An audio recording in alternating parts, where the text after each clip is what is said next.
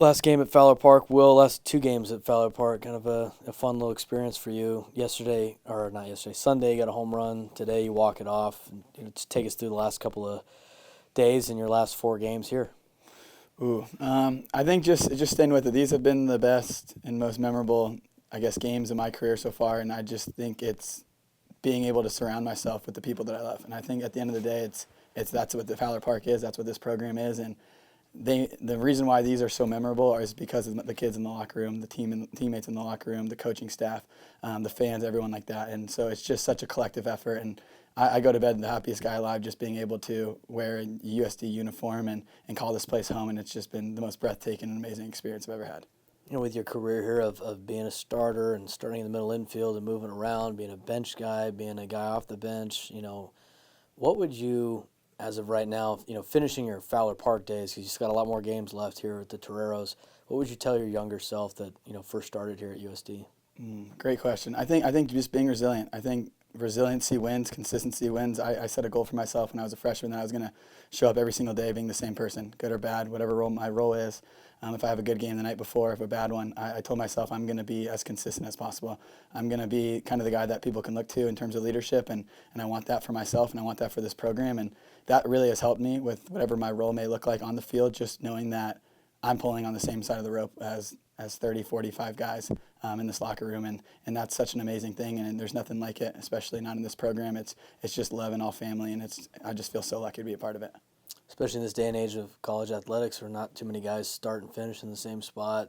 You are with a lot of dudes in your class that were honored on Sunday, that are finishing their final game here at Fowler Park together on that. What does it mean to celebrate that with your teammates that have been here for 4 years like you? It's everything. I think in 5, 6, 7 years, I'm going to look back and I'm not going to remember a certain game, a certain at bat. I'm going to remember the people around me. I'm going to remember the teammates that I spent all these amazing memories with, the coaching staff. And so to have this group of guys and people that I can not only call my friends, but like my brothers and truly mean that, it's been nothing short of amazing. And I am so thankful that this is the group that I'm going out on with. I would never want a different group, and quite frankly, I would bet on this group every single day. And it's just been such an amazing thing in terms of growth. Like I've grown so much tremendously because of the people around me, and that's such an amazing feeling. And when you have that, it's just so special. And those are the people you need to keep around. So I'll definitely stay in touch forever, and I truly believe that these guys are my family and my brothers. Two exciting extra inning games in the last four games here at Fowler Park. You can say Fowler Magic or what you will, but what did Friday night's game help you guys with in tonight's game? It's just understanding that there's no clock. 2-5, and the whole coaching staff has preached that since day one in terms of just the finish mentality. We went through kind of an aggressive fall in terms of finding a way to finish with your teammates, understanding that there is going to be some adversity that goes along our way. That could be a bad at bat, that could be a tough pitch or kind of a tough break, but if we're all in it together and we're all pulling on that same side of the rope, anything's possible with each other. And I think those games, especially on that Friday, has shown us just that. It's the power of believing in one another. It's the power of understanding that there's no clock in this game, and at Fowler, anything can happen. So it's just kind of believing that. And the reason why people say Fowler Magic, it's not anything about the actual field. It's all about the belief in the clubhouse and in the dugouts. So just understanding that and being able to kind of ride that momentum and high with your teammates is such an amazing thing. Top of the 12th, bases loaded. Thurman got out of the jam. Top of the 13th, I think it was, 3 infield singles, just missing on outs. And you get out of that. I mean, what was the meeting with Coach Flo in the infield with you and Thurman and Ari about those particular situations, and how were you guys able to get through that unfazed? Ooh, great question. I think that meeting was just to reset. I think understanding, and I've been with Thurman for the last 5 years, I don't think there is somebody that bleeds Torero blue as much as anybody that's ever gone through this program. I don't think there's a more competitive human being when he's on the mound than Thurman. So understanding, just bringing us up, and it's the collective group of understanding, hey, we have so much belief in you, and obviously things didn't go our way that way, but at the end of the day, it's hey, we believe in you, and you're our guy, and we're going to ride it, and obviously good things happen to great people, and Thurman deserves the world. Martinez had gone 5 1/3 before seeing you. It was his third time seeing him. What did you learn from your first 2 at-bats to help you in that third at-bat? And it's not many times you get 3 opportunities against a relief pitcher. I think just staying with it. I learned to stick with my approach. I think that's the biggest thing that I guess thinking about it now, it's don't panic. I think obviously those at-bats before that didn't go my way. I kind of got outside my zone in my approach. So I think just going up there and saying, hey, this is my approach, this is my zone, this is what I'm going to do, and I stuck to that, and I'm happy that I got a pitch that I was able to kind of execute for the team, and I mean, what a wonderful way to kind of send off my Fowler career. It's been some fun, emotional games here in the last 4 at Fowler Park. You got 3 more you got to take care of business with. Magic number's 3 to win the conference. How do you use these kind of emotional games into your final 3 of the season? Baseball in life is just a momentum game. It's riding the high. It's finding a way to get back to the middle when you're kind of down, and so we're definitely going to ride this high, but we understand that there's a lot of work to be done. This team is not complacent with mediocrity by any means, so we are definitely going to get to work these next few days and go handle business on the road and continue to pull on the same side of the rope. Anything else? Thank you. Thanks, Will. Yep, thank you guys. Some fun, emotional games the last couple of games here at Fowler Park. Obviously Schreier on Friday was huge, but then they gave you really the same assignment as him on Friday. When you were called on to pitch, what did you think your role was going to be, and how many innings did you think you were going to have to go? Right. It's kind of funny how that works. Had kind of a big workload this past weekend, kind of throwing back-to-back days, and actually earlier today, Flo and I had a conversation about kind of the magnitude of this game, at-large reasons, just momentum reasons, stuff like that. Like, he kind of had a one-on-one conversation. He's like, hey, like, if you're going to throw today, it'd be probably like just 1 inning, big situation, something like that. And then we kind of get into the situation we were in tonight, extra innings. I think I came in the 10th, and I just wasn't letting that ball go until we were winning. So that was kind of the mindset, was I'm going to die on that mound until we win. I wasn't going to lose that game.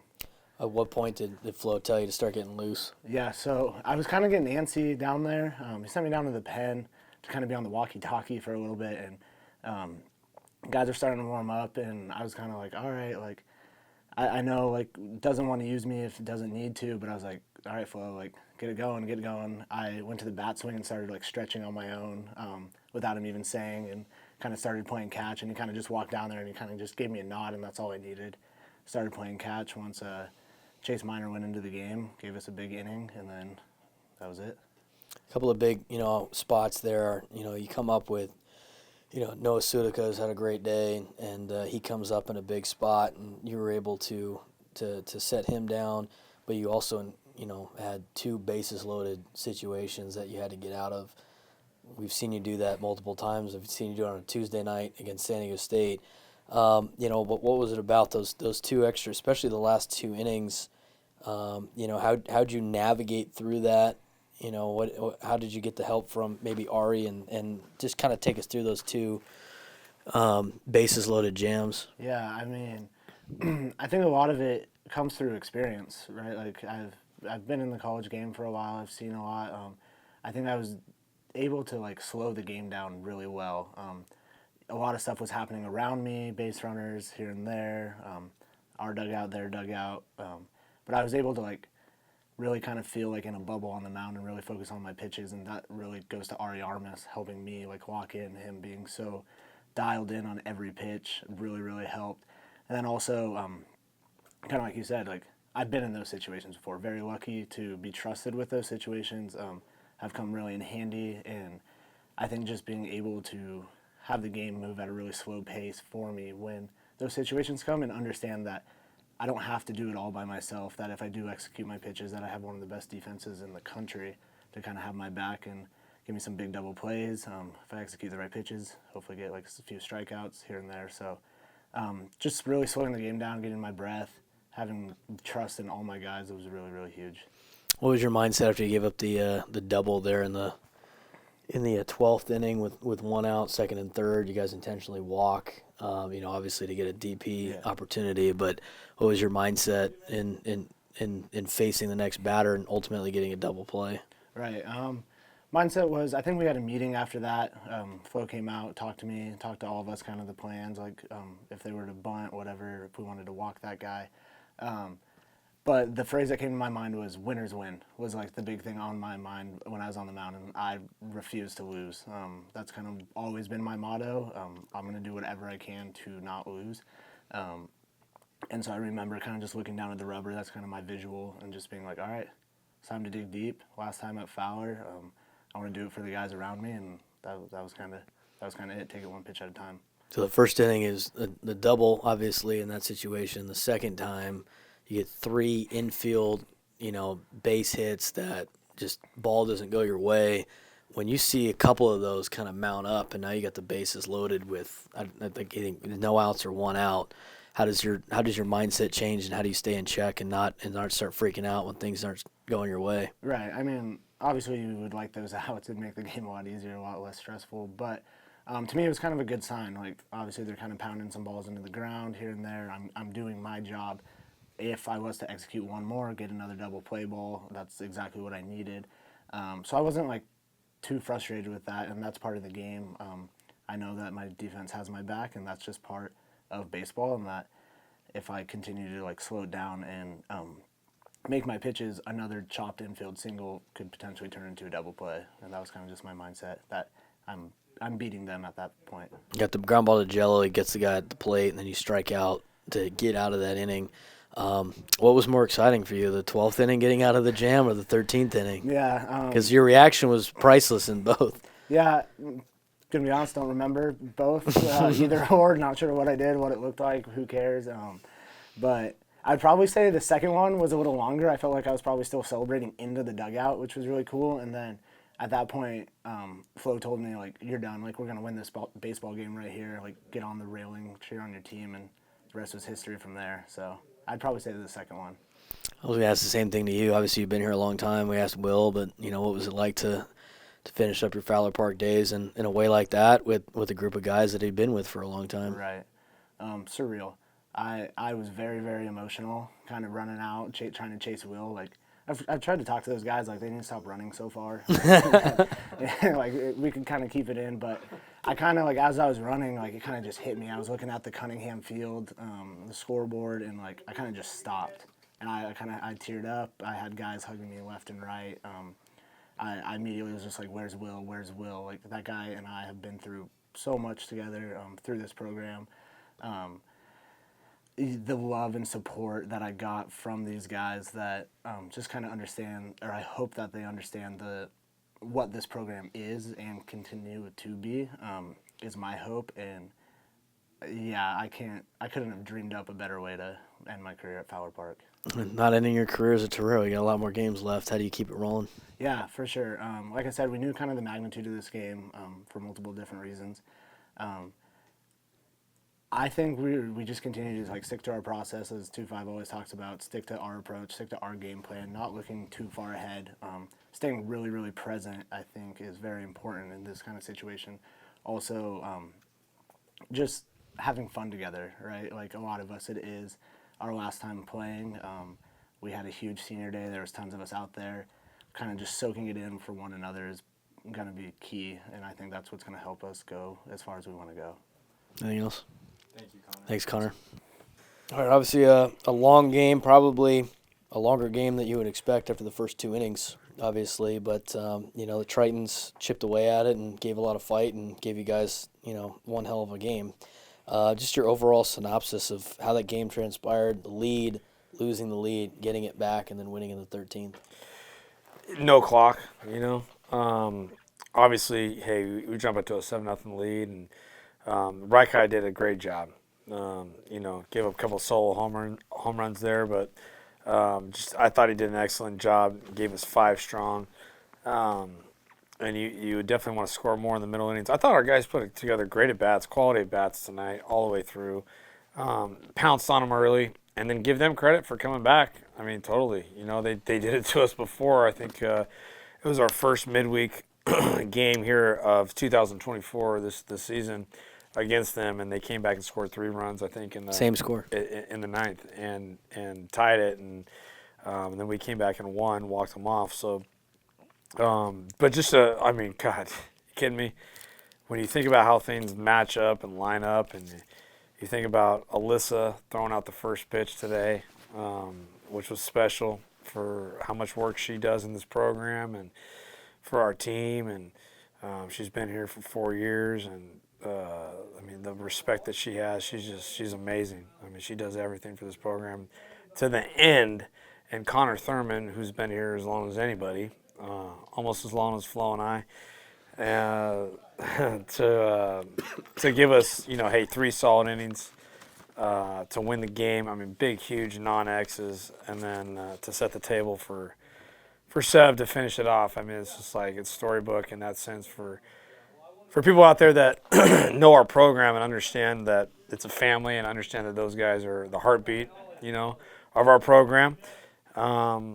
And so it was fun to watch it unfold and watch it through. And I mean, hey, there's a lot of great plays tonight. Shoot, Gabe Darcy played a great left field. I mean, he robbed a home run, made a couple great catches out there. We had to run a long way for him. Great defense late in the game. We turned a double play with Sev and Angelo up the middle with a runner in scoring position there, stop the bleeding. And then Angelo makes a great play with Ari there, bases loaded to get that lead out at home. So, I mean, just a lot of positive things tonight, and man, our guys just fight, and they fight and fight and fight. It's pretty awesome to see. Was Conner Thurman going to let you guys take him out of the game? No. He keeps begging me for an at-bat, when there's the time's right, and thank God I didn't hit him. And he pitched his heart out, and you could just see it. And that's what's so awesome about this group. I mean, their heart and soul's in this thing. It's for the San Diego across the chest, and these guys genuinely love one another, and it was pretty special to see. You had two pretty emotional wins here in the last 4 games, and kind of mirrored each other. Obviously, with the same amount of innings, you had a bullpen guy go 4 innings of relief and just out there grinding against arguably the other team's best bullpen arm, and then you finally get him, late, and you win the war of attrition. You talk about all the time about your guys are resilient, but is there any better example of your guys being resilient in the last 4 games? Yeah, I mean, we say no flinch or no panic, here, and I thought that happened. I thought we took great at-bats in the extra innings, too. Just trying to make things happen, finding a way, walks, ball and dirt, bunts, and it just didn't work out. I mean, we're all over the barrel. Costello's all over the barrel. Smith's all over the barrel. Didn't get anything to show for it. That's baseball. But we didn't flinch. We didn't run behind a chair and hide and panic. And, when the time was right with that last inning, you get a leadoff walk, ball and dirt, advances them. Heck of a job by Ari with missed the bunt down, but we got a slash and moved the runner in an important place, smoked it to second base, and then Sev did his thing. So execution is key.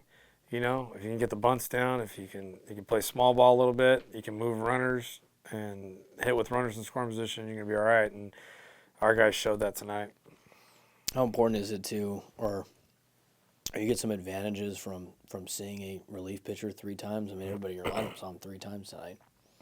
Yeah, I mean, hey, that guy's one of the best we've seen all year by far, and he's up there. He's in the Stopper of the Year, awards, all that in the country, and so I mean, to beat a guy like that again, it's like something we can always rely on. Like, hey, we've beaten some of the best relievers in the country, multiple times now, and it's just, again, it's a game of baseball, and sticking with what we do and sticking with our plan and approach, and no matter who we face, and having that confidence and believing in ourselves and believing the guy behind you too. We asked both Will and Conner about their group finishing Fowler Park this way. You've obviously seen these kids grow up through the program. Even Conner, who's been here for a long time, but for that group of seniors that you have seen for a long time and that you have now coached for 3 years as a head coach, what does it mean to you that they were able to have the weekend that they've had here at Fowler Park, and then to have their final game at Fowler Park be as crazy as that one was, with Thurman on the mound at the end and Worthington getting the game-winning hit? Oh, man. Like I said from the start, I mean, having Alyssa throw out the first pitch, for being a student here for 4 years and doing everything for our program and taking 20 units and being a director of ops, unpaid, and volunteering her time, and to Thurman closing out the game for 3 innings, and then Sev getting the walk-off hit. And the coolest thing for me as a coach is just to see how happy the guys are for one another, and I just sit there and smile, man, because I know what these guys have done this coaching staff knows, this team knows, for 4 or 5 years, for this year, the work, the blood, the sweat, the tears, the grind, not only on the field but in the community for the city of San Diego, in school, representing this program everywhere they go in a first-class way.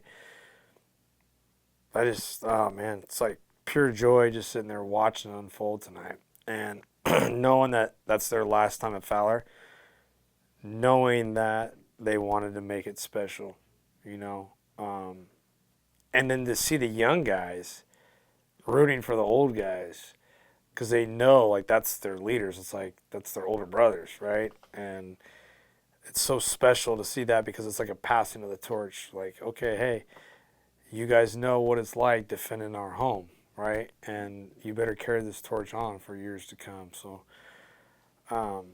when you get to sit back and watch that as a coach, it's pretty cool, pretty special. Obviously, like we told them, it's not their last time playing in a Toreros uniform. They still got a lot of work to do. You got 3 games this weekend, and of course postseason play. And how do you use this emotional weekend into a positive for next week and not a draining experience when you got magic numbers 3 to win the conference, 3 more big games, and then obviously it gets the postseason play for the West Coast Conference tournament and beyond. Enjoy the moment, and how do you keep it moving? Oh man, sticking with San Diego baseball. I mean, seriously, the work and the everything that they've put in since day one, September 1st.